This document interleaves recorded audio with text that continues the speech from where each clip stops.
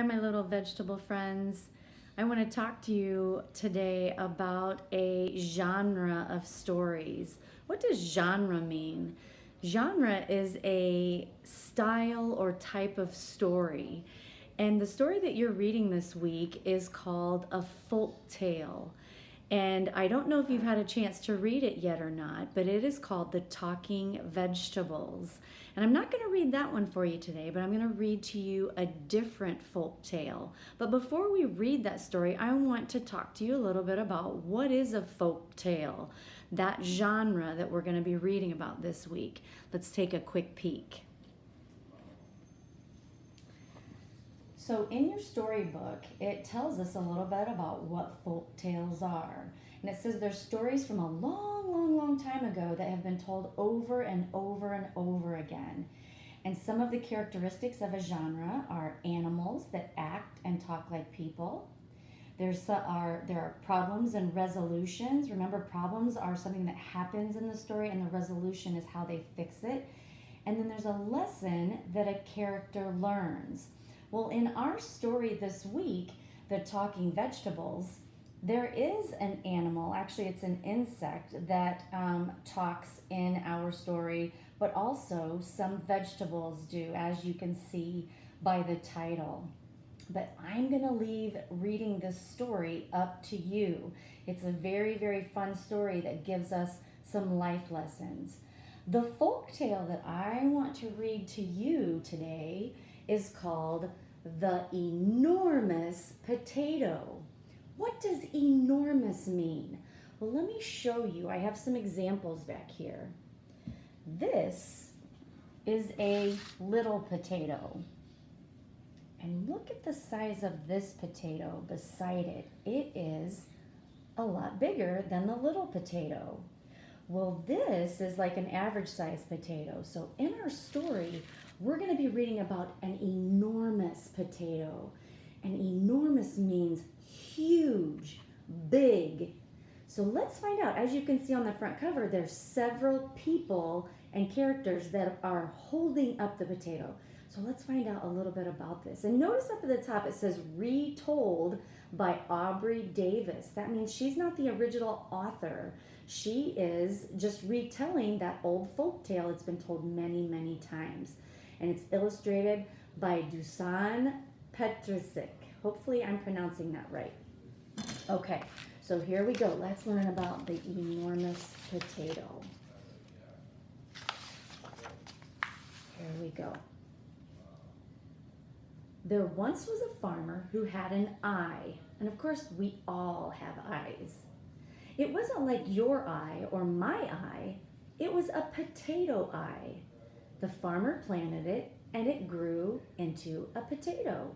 Notice that he's dropping the eye. These grow, if a potato sits for a long time, these little white things grow out the side of it, and that's what that is. And he's dropping it in the hole.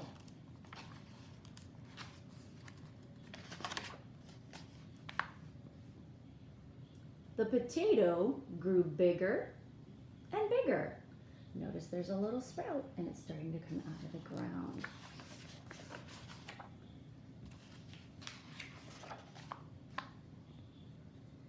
It grew fat. It grew enormous. There's that word again, enormous, means big. So look at the big lump underneath the ground that's starting to shoot up. It was the biggest potato in the world. Look at the farmer's face. You can tell he's kind of scared about it. He's surprised, shocked.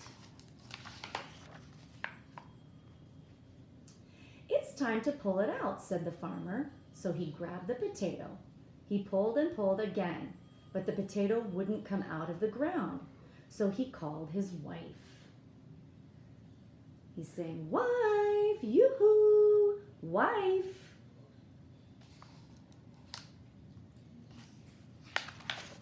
And there she is. The wife grabbed the farmer. The farmer grabbed the potato. They pulled and pulled again, but the potato wouldn't come out of the ground. So the wife called their daughter. And there's the wife, and she's saying, daughter, potato daughter.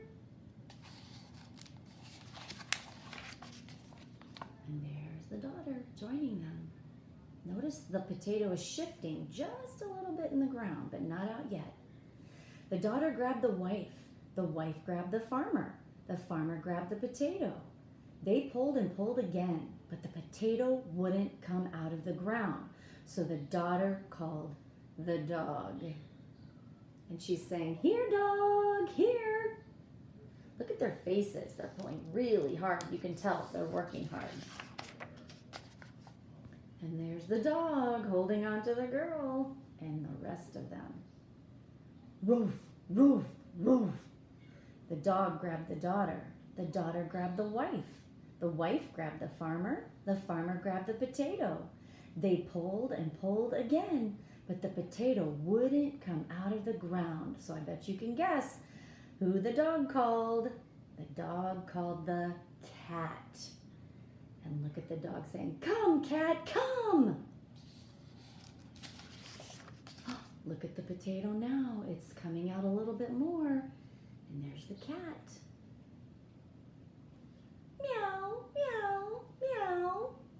The cat grabbed the dog grabbed the daughter grabbed who? The wife grabbed who? The farmer grabbed what? The potato. They pulled and pulled again, but just the same, the potato wouldn't come out of the ground. So the cat called the mouse. And here's the cat saying, "Help, mouse, help." Look at their faces. They're still pulling so hard. And look at it. They're all leaning back, pulling, pulling, pulling, pulling. Squeak, squeak, squeak. The mouse grabbed the cat grabbed the dog grabbed the daughter grabbed the wife grabbed the farmer grabbed the potato. They pulled and pulled again. Make a prediction. Do you think that's what it's going to take to pull it out of the ground, or is somebody else going to be called? Make a prediction.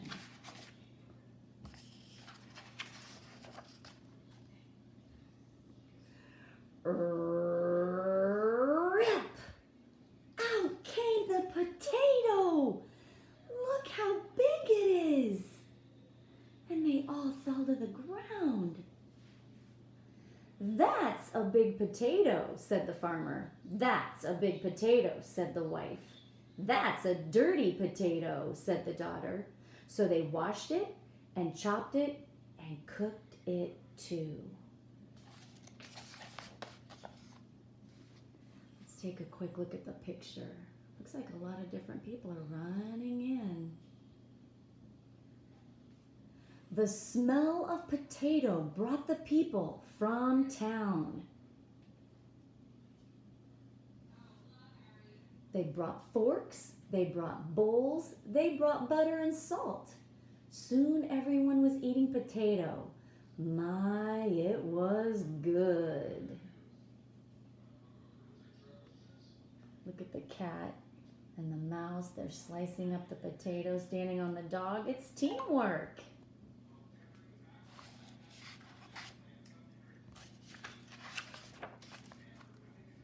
Take a look at the picture again.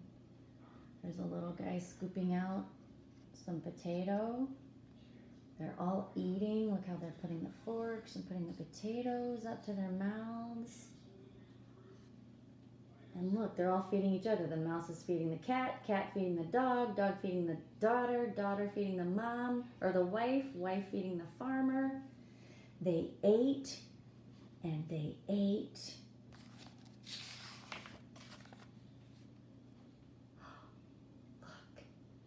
It's gone. Till the potato was gone. Notice how all the characters are doing this. Can you do that with your hand? Hold up 3 fingers and make a 0 or a circle with your hand. Look how they're all doing that. Why do you think they're doing that? Whisper it to a neighbor or a family member if they're sitting next to you. Why do you think they're making that hand gesture? And now the story is gone to the end. Boys and girls, guess what? This is an AR book too. The Enormous Potato. And I showed you some potatoes up here. Small, bigger, and enormous, gigantic. Well, I want you to see what I made for my family tonight.